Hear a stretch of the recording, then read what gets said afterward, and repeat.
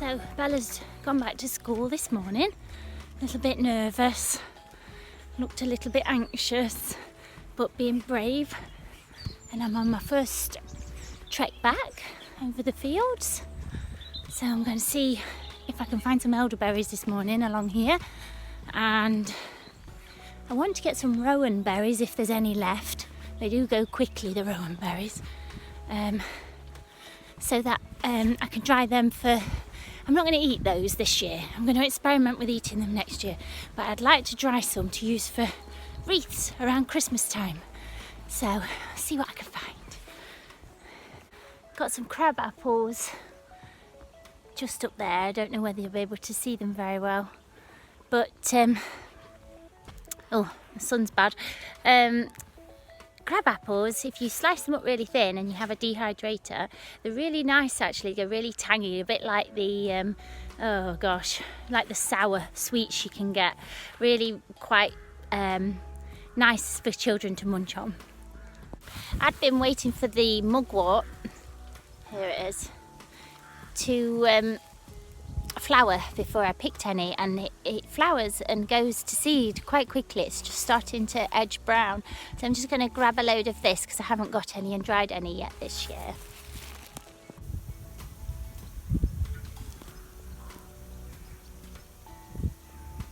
Just watching this beautiful red admiral.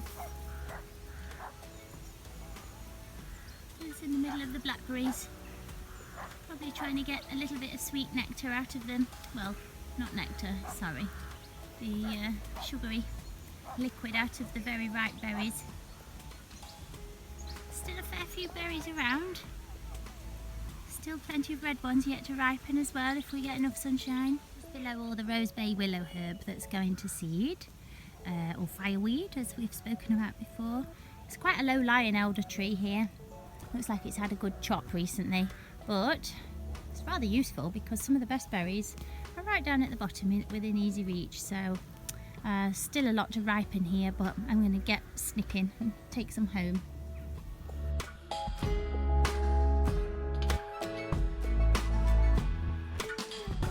In the beginning of the summer, this tree just smelt divine.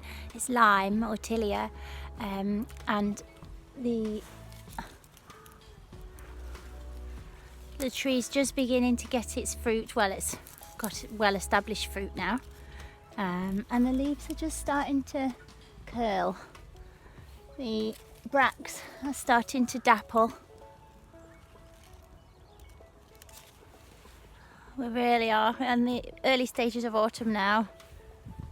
Won't be long till all these go lovely orange and come off.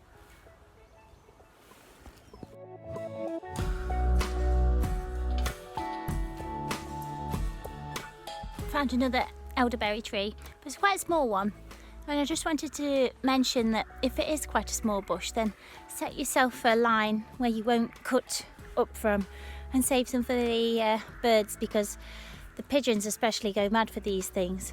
On a bigger tree it's not so bad because you can leave all the top layer, the canopy of the tree, for the wildlife, for the birds, but on a smaller tree, do pick responsibly.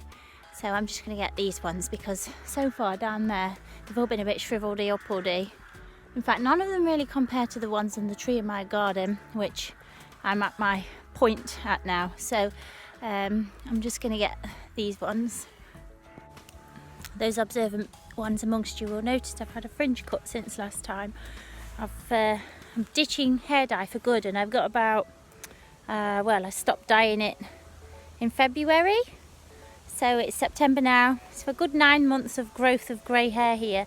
I've got what's called a malin streak, where if I part it, I've got this big white streak, which I'm trying to grow down.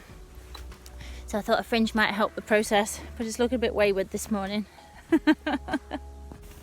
This is a piece of what they call common land. So the council owns it, it's not farmland. It's in the middle of all the privately owned paddocks and farmland up here, and it's known locally as the bull piece. Bull as in male cow. And the reason is, I'm just going to turn around, Show you the rest of it.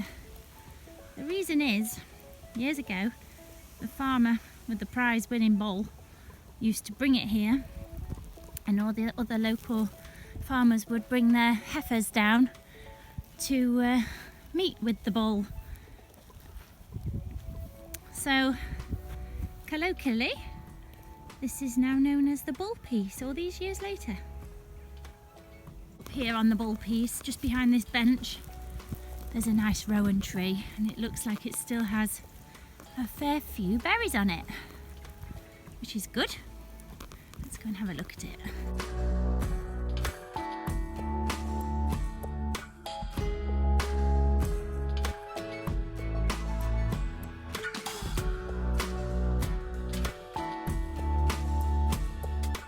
Managed to get some half decent looking ones. The ones in the sunshine are well and truly shriveled up now, but these ones were in the shade, still quite full.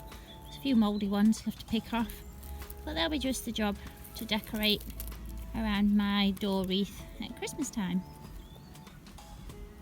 So you can actually eat rowan, but you wouldn't eat it raw. You can make lots of jellies and condiments with rowan. Just going to make my way to this bench and enjoy the view, which I'll show you in a second. It's just beautiful. Now up there at the top of the other hill, the other side of that little valley, is an old disused windmill. Some horses coming up now, but I love this bench. Somebody else obviously did a few years ago. We found some ashes laid along here.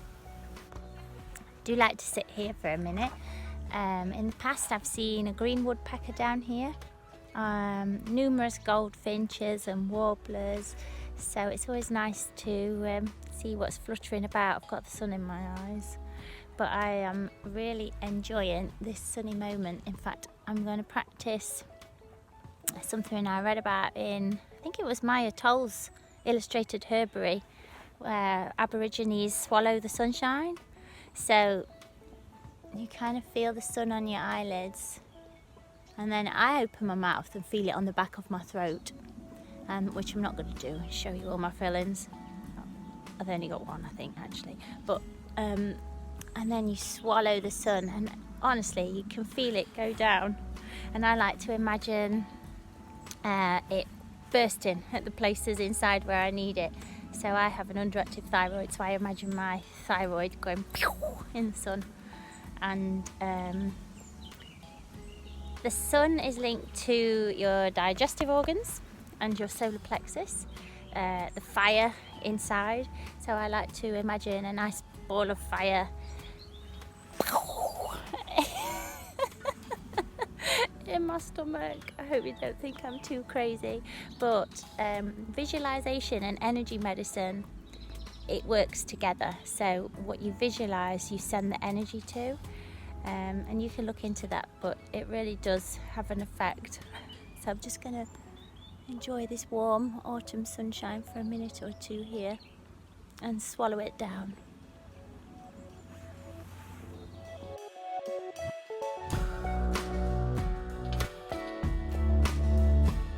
So I've just been listening to a blackcap in here, not singing. They have a beautiful song, the blackcap. In fact, I'm sure I've confused it with a robin before. It's quite robin-like in its song, but it was doing this crazy clicking alarm call, so quite different to a wren's.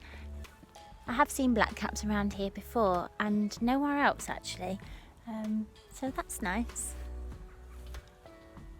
It's got a lovely chestnut tree here, sweet chestnut tree, different to the horse chestnut tree, which gives you the conkers, which you wouldn't eat. These will give us the lovely autumn chestnuts that we can roast on our fires. Not ready yet by any means, but I know where to come when it's the right time.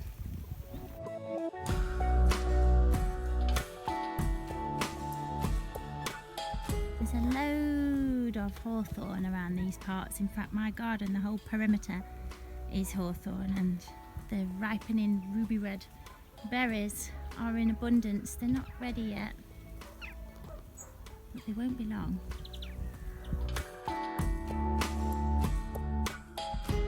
I've just been talking to a really nice fella who's told me that I can jump over a gate into his paddock because he says there's the biggest blackberries that anyone's ever seen in there.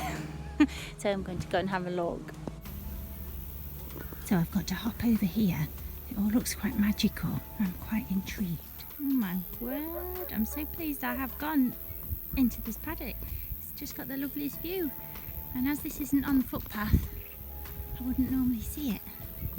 So this big briar here is what he's talking about. I'm going to have a closer look.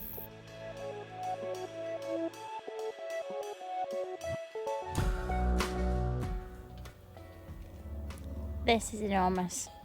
I don't know if you can tell by the video, but the guy was right.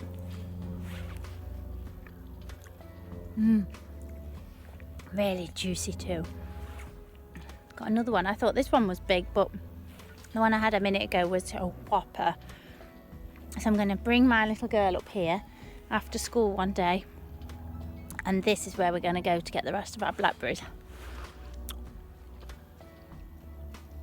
I don't know if you remember, in one of my earlier videos when the flowers were out, I was saying they're going to be big this year because the flowers were huge.